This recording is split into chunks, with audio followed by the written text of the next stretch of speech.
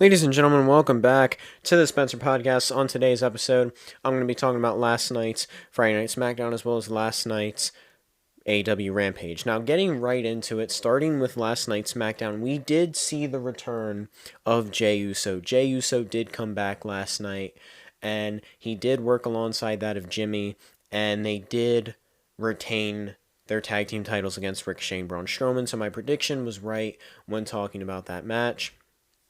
We also saw a tag team match between Drew McIntyre and Sheamus versus Hit Row. Drew McIntyre and Sheamus obviously gained the victory in that match. However, it did kind of, I don't know, I want to say it benefited Hit Row a little bit by giving them a match such as that, although I think it also kind of de-elevated them from where they originally were when they first made their return. On top of that, after the match, we saw the Viking Raiders not come out, but we saw the Viking Raiders on the jumbotron on the big screen, essentially challenge Drew and Sheamus to a match. Valhalla alongside them.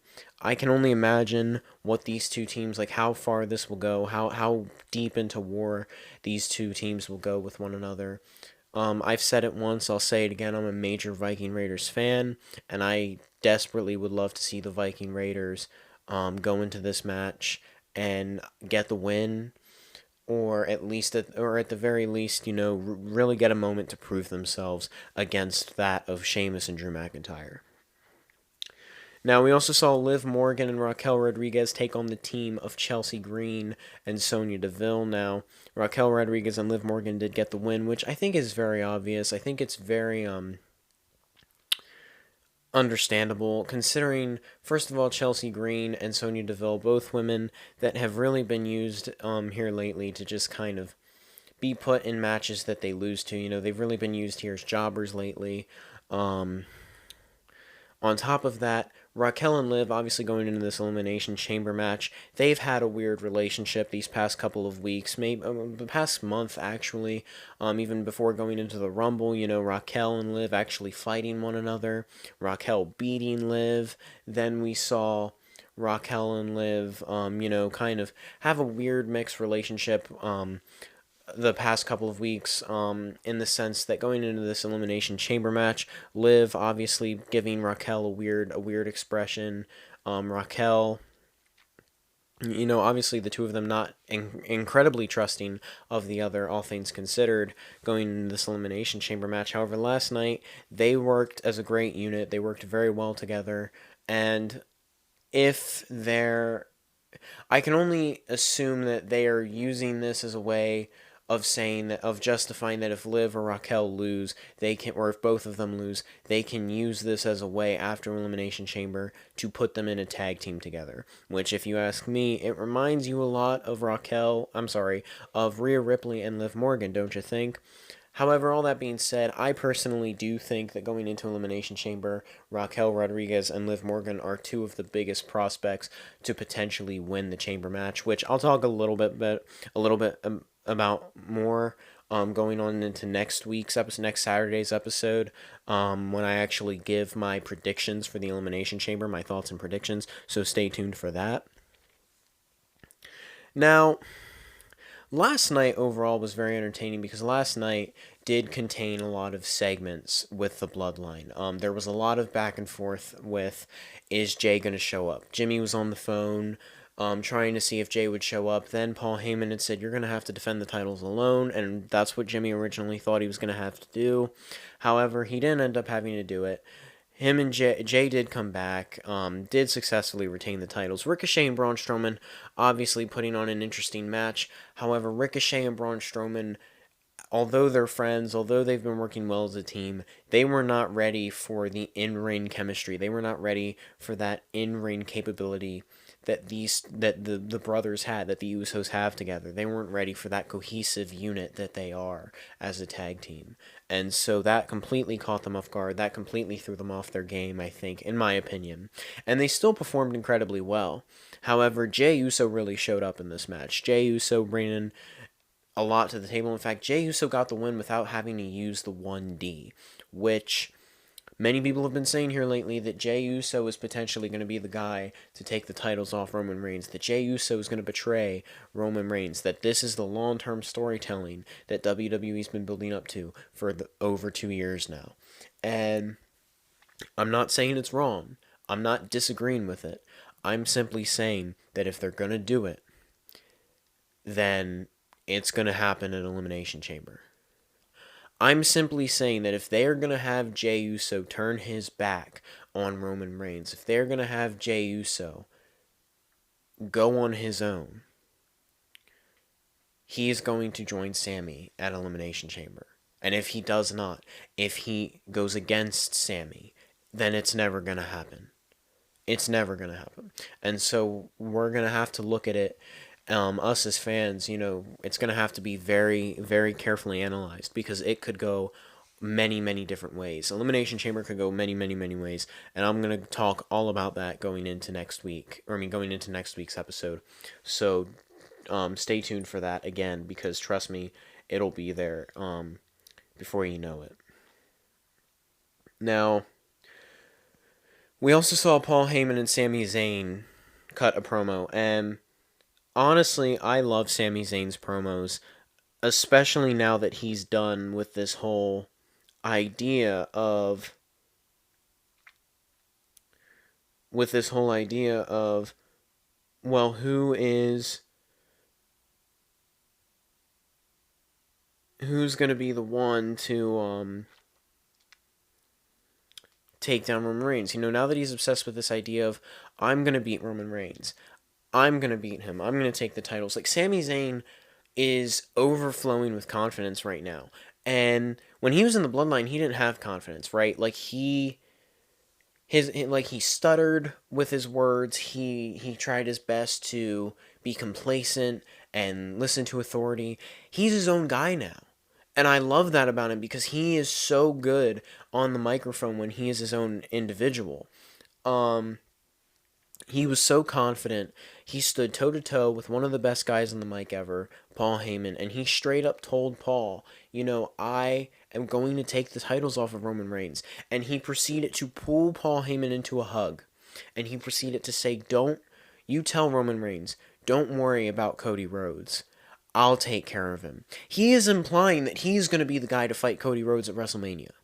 Like, could you imagine, honestly, honest to God, could you imagine if Sami Zayn actually pulls this off in Montreal, in his hometown of Montreal, Quebec, Canada? Could you imagine if Sami Zayn actually gets the win over Roman Reigns? If Sami Zayn actually beats the Tribal Chief, actually beats the guy that for over 2 years has been undefeated? Could you imagine that?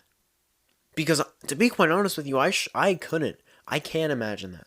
Because I don't think Sami Zayn has been built up a lot in terms of mic, in terms of his confidence that he has, but his first match since being in this new storyline, being in this new character position of not having anybody supporting you, of being a babyface and being completely against the bloodline, is he going to be able to pull it off and beat Roman Reigns? I don't think so.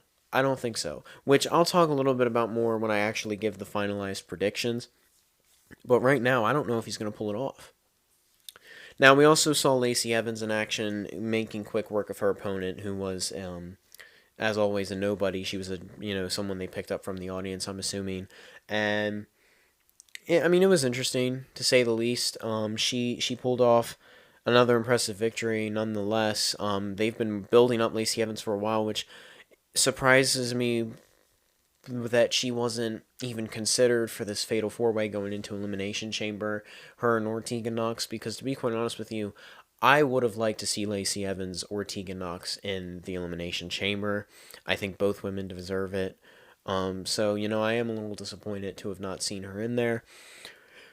To have not seen either of them in there. At least I would have liked to see them in the Fatal 4-Way to kind of decide who's going to go to Elimination Chamber, but unfortunately neither of them were in that match.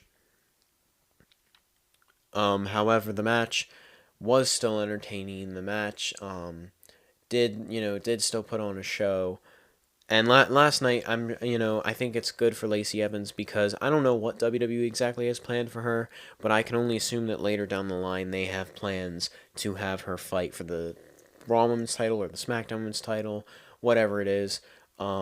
Especially when the draft finally comes up, as I've heard some things about the draft finally hitting soon after WrestleMania, which I can't wait for. I've said it before, I'll say it again. The draft needs to happen sooner than later because we need a change. We need a mix up. I think it's been well over a year since we've had a change in rosters, and we really desperately need that. Now, we also saw the return of Ronda Rousey. Now, I had said on a later episode weeks and weeks ago that I don't know if Ronda Rousey's still here. That, there was potential that Ronda Rousey was fired or that she left, she quit, but she's back. She's working with Shayna again, and honestly, I love that for her. I like that they're not putting her immediately back into a match for the SmackDown Women's Championship, and I say that because I've said this for a little while. I think that Ronda Rousey and Shayna Baszler could potentially fight for the women's tag titles. Now, Natalya, before they attacked Natalya and Shotzi, Natalya was in the ring by herself. She called out Shayna Baszler, and then she proceeded to make fun of Shayna Baszler for being a Ronda Rousey wannabe, for being someone that would carry Ronda Rousey's bags, and Shayna was saying how I was here before Ronda Rousey. I was winning titles in WWE before Ronda Rousey. I was wrestling before Ronda Rousey. And it's interesting because this could be foreshadowing a potential match between Ronda and Shayna. And I don't know if I've said it before on this channel or not, but I would love to see Ronda Rousey and Shayna Baszler go one-on-one. I really wanted to see it at Extreme Rules. We didn't get it at Extreme Rules. I really wanted to see it while Shayna was still champion. I'm sorry, not Shayna. While Ronda was still champion, we didn't get that either. I want to see this match sooner rather than later. I want to see it maybe at WrestleMania, I don't know, but I want to see the match. I want to see a submission match between these two. I want to see these two really go at it because I think it could elevate both of them. I think, to be quite honest with you, I don't think Ronda Rousey is as legitimate as she once was. I don't think the fans find her entertaining as they once did. Like, even as a heel, I don't think they find her as entertaining. I think she is, and it's not to say, like, she is entertaining, and I'm sure the fans find her entertaining, but what I'm saying is I don't think that the fans even care about her anymore. Like, I think the fans are turning on her in the sense that they don't even care that she's heel. They don't even care that she's this villain. They just want her out of WWE. At least that's my interpretation of it. I'm seeing it as they are starting to just not like Ronda Rousey anymore. And, I mean, it happens. Sometimes you see a character and you just dislike them and you get sick of them, and I understand that. And I also think it also has to do a little bit with the fact that I think people want to see Shayna Baszler start to be her own wrestler once again. Because Shayna Baszler was never one to take orders. She was one to do orders. She was the one to do everything herself. She was the lone wolf. She was the one that gave the order.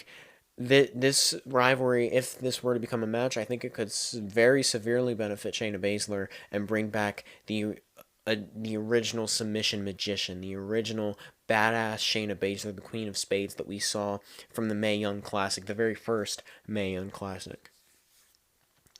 Now, we also saw in our main event a fatal four-way. The winner will get a match to challenge for the Intercontinental Championship, and that winner, I was correct, my prediction was right, was Madcap Moss. Now, personally, I think the ending was a good ending. It was a good way of ending it, but the crowd, I could tell, did not get into it. The crowd did not seem to think that that was going to be the end. I think they were very surprised. I don't think anyone was expecting it to be Madcap Moss. However, I was expecting it to be that of Madcap Moss. On top of that, I think people were surprised because he pinned Rey Mysterio. And I think it was because of the move he used. He really hit, like, from what I saw, it was just a basic elbow off the top turnbuckle. And so it was a little surprising. However, nonetheless, Congratulations to Madcap. Congratulations to getting a match against Gunther. I said this in yesterday's episode. I don't think he's going to beat Gunther. I don't think he's going to become Intercontinental Champion. But nonetheless, I think it'll make for an entertaining rivalry, an entertaining way of, putting Gunther over as Intercontinental Champion just a little bit more. Now, we also saw Paul Heyman, we saw Sami Zayn and Jey Uso talking backstage. Sami Zayn saying he acknowledges Jey Uso, thanking Jey Uso for not participating with what happened at the Royal Rumble. And Jey Uso actually gave him a fist bump. Jay seemed to talk to Sami, and not in a negative way, not in a bad way. He seems to still agree with Sami. He even told Jimmy straight up, I don't know where I am in this group. I don't know if I'm in or if I'm out. And that's surprising. The fact that Jay is actually contemplating if he's in the bloodline, if he's actually contemplating if he wants to continue with the tribal chief. I can only imagine where Roman Reigns stands on that. Now, we also saw, towards the end, we saw Paul Heyman straight up tell Jimmy Uso, listen, Roman Reigns does not want the Usos at Elimination Chamber. Which, honestly, if I was the tribal chief, I wouldn't want them either, because Jey Uso is the X factor. He's the variable to this equation that it's scary, because Roman Reigns already lost someone he trusted through that of Sami Zayn, and he doesn't want a repeat of that with Jey Uso, and especially with the titles on the line, because it could really cause some issues. Well, now moving on to Rampage. We saw a lot of interesting things with Rampage. The most interesting I think I saw was when we saw the Q and Murr from Impractical Jokers.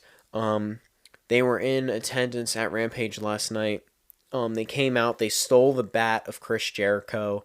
They started making fun of the bat of Chris Jericho, and then Chris Jericho proceeded to have the rest of the JAS beat them up and put them through a table. And I don't know if I'm the only one that noticed this. I don't know if I'm the only one that wanted to call this out, but they used the triple shield powerbomb.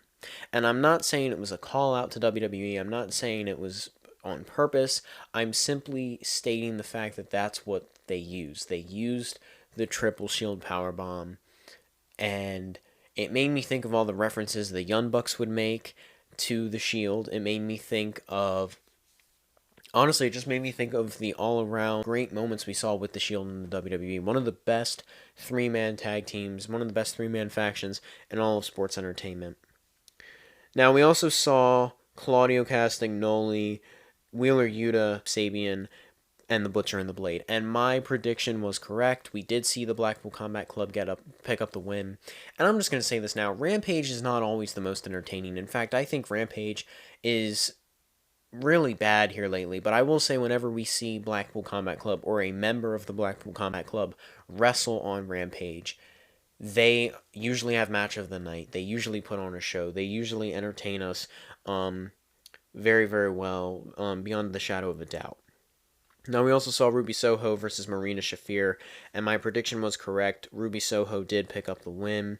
We did see Jungle Boy in action, and like I said last night, very obvious that Jungle Boy got the win as well. Now, this was an interesting match here. Orange Cassidy defending the All-Atlantic Championship against Lee Moriarty. As I had said before, Orange Cassidy has been AEW All-Atlantic Champion for quite some time now. He's been defending it every moment he's got. He's been doing well at defending it. And Lee Moriarty is someone who has been an interesting wrestler. He has been an interesting talent. And he did do a good match. However, Orange Cassidy did get the win. And we proceeded to see, after the match, Jay Lethal and Jeff Jarrett take down the Best Friends, take down Danhausen, take down Orange Cassidy. Now, again, before I forget to say this, my prediction for that match was correct. Orange Cassidy did retain. And on top now, going back to what I was saying, we saw Jay Lethal, Jeff Jarrett, and Samir Singh attack. Now, they laid waste with that Golden Globe Award, as well as the guitar, to the entirety of the Best Friends. And then we saw the Acclaimed come out with Daddy Ass, with Billy Gunn, And I can only assume that the Acclaimed are moving on from the titles for a little while to go after Jeff Jarrett and Jay Lethal. And that doesn't surprise me because Jeff Jarrett and Jay Lethal did have a bit of an unfinished business type deal with the Acclaimed after their title match that they had. But obviously AEW is one of those companies that they don't really do back-to-back title matches very often, or at least they don't anymore, I guess. I'm not sure. They do it sometimes, but I guess they didn't want to do it this time. And the Acclaimed, I guess they're kind of moving on for the time being. I'm sure we'll see the Acclaimed versus the Guns again, but I just don't know when that'll be. And I honestly, I kind of want to see who the Guns' first opponents will be, and I want to see where the Guns will take this, because the Guns, in my opinion, are nowhere near championship level yet. And you could kind of see it in the face of the people of the crowd at Dynamite that they were shocked and almost a little disgusted that the Guns had won the titles this early on, due to the simple fact that the Guns are just not ready, I don't think. I don't think they're ready. I don't think they're ready to be AEW champions. I don't think they're ready for the prestige that they're going to have to bring to those titles in order to, really put them over. Well, ladies and gentlemen, that is going to conclude tonight's episode. That is everything to do with Friday Night Smackdown and AEW Rampage. As always, thank you for tuning in, and I will see you in the next one. Peace out.